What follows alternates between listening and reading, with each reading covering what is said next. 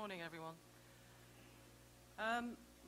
My name is Veronica Pickering, and I tend to add a little extra because I have a middle name, which is Morar, and I'm of Kenyan birth, and I was born in Kenya, and I was raised in the UK, hence you hear this accent. My background is in child protection. I began as a child protection social worker back in the 80s, and over the last 25, 30 years have developed an expertise that I would say is pretty sound in the social work sense. And over the last 30 years, I have worked closely with a variety of different communities in the UK, in Kenya, and across Africa, working as a consultant in the last 10 years with UNICEF, Save the Children, IRC, International Rescue Committee, and as an advisor to schools, both in the UK and also here in Africa generally. My work has centered more around the law because I spent nearly 10 years working in the court system and working as an advisor to the judiciary in the High Courts in London. Primarily that was to do with working as a general assessor, I suppose, of the cases that came through the courts relating to neglect, relating to adoptions, relating to reunification programs, and the resettlement of children who had been separated through crisis, whether that was war, whether that was divorce and separation, and also trafficking. So I guess I have I guess I'm pretty settled in the idea that childhood is not necessarily a straightforward process that we go through. So that says a little bit about my background. And I just wanted to, I guess, set this scene because, as you are aware, we are, over the next couple of days, going to be working with the Child Protection Symposium that we've set up here with AISA through a number of different, through a different number of specialisms that you will then be able to take away with you, and hopefully that will be of some support to your work. Well, that's what we're hoping. For my group and my team, the Child Protection Working Group, with Lois and Dennis, who you guys will know much better than I do, we are really trying hard to sort of get a general understanding for everyone in understanding what the law and how the law affects you, and also how the law sits within the community, because without the community you can't do the work that you need to do. So I just wanted to take you back a little bit, because when I started doing the work that I did and the training that I had in social work, and in the days when you didn't have a degree in social work, and a certificate in qualification in social work is what I started out having. And I'm already in awe of everybody that's got PhDs, and I don't have one. I hope one day I might have one, but I don't think I will. And I started out with a diploma and a certificate and felt, oh my gosh, I'm only a social worker. These people are all doctors and they're also experts.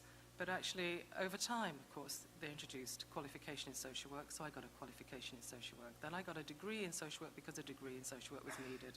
And then I got a teacher's qualification as a practice teacher, and then I went out and taught in universities and supported individual social workers. Then I started to feel okay. It was okay. I don't have a master's and I don't have a PhD, but I have a lot of experience with people and families. And that allows me to be able to quickly assess circumstances and situations that children and families find themselves in. And I think that is the little tiny but most important part of everybody's daily life, to be able to assess the situations you're in, to be able to read the circumstances, and then to be able to prioritize what you should be able to do. And I think that's probably the most difficult thing that most teachers will find most challenging. And when they speak to me, this is what they say: what shall I do now? At what point do I react? And who do I talk to? And what order, basically, shall I do this in? And I think that's a great challenge for all of you.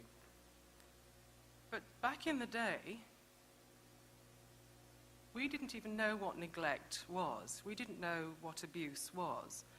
And if we go back to the 1800s, actually we didn't know what children were. They were just young adults.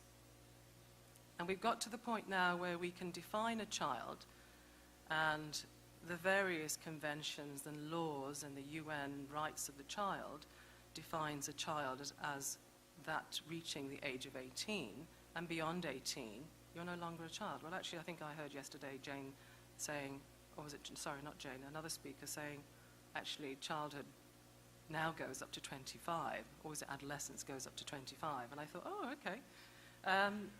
So that's an interpretation. But for those coming from the West, and for those enveloped within the UN Convention, childhood is up until 18.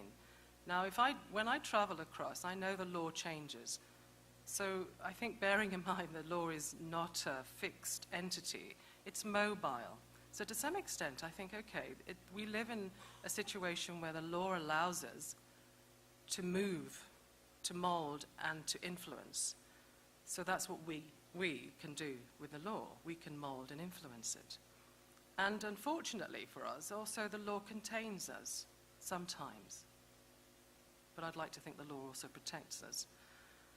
But in the time when childhood wasn't clear, it became clearer because we started to get concerned about children being neglected, and children not being able to go to school, and children doing adult jobs, and children being harmed.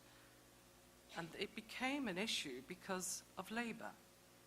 And labour laws are really where the protection of children began. So I think for us sitting here today, it's actually really amazing. We have moved in the last 70 years towards now understanding that actually physical harm, emotional harm, and in fact sexual abuse is harmful. And we now understand that protecting children is essential for their well-being as well as our well-being. And I think what we now need to do is work out how we use the law in the future as well as now to be able to mold it and change it and use it in our own favor. And I think working with international schools is amazingly challenging because you have different circumstances and you have different influences. So if you're in Sudan, the law is different to the law in Kenya and the law in the UK, and I come with all of these different mishes and mashes and mixing them all up together. But in the end, we are left with what we feel is the most appropriate way to behave, which in part is defined by where we are. And that makes you sort of understand that actually this could be quite a fluid and mobile, but actually quite difficult thing to pin down. But I think it's really fairly straightforward to pin down, because when I go somewhere, I know I'm coming with what I've learned, and I also know that where I am, I have to understand what the issues and the laws are of the land. And I'm not entirely operating in isolation. And the school has its own laws and rules and regulations. So you are contained, and you do have to be obedient, just as children have to be obedient, and you do have to operate within those rules and regulations. And over the next 2 days, we're going to try and break that down, and we're going to try and focus and help you understand how you can use the local police, the local community workers, the local social workers, and the local psychologists, and or actually other people outside, and also the embassies and the staff around you to help support what you do. Thank you very much.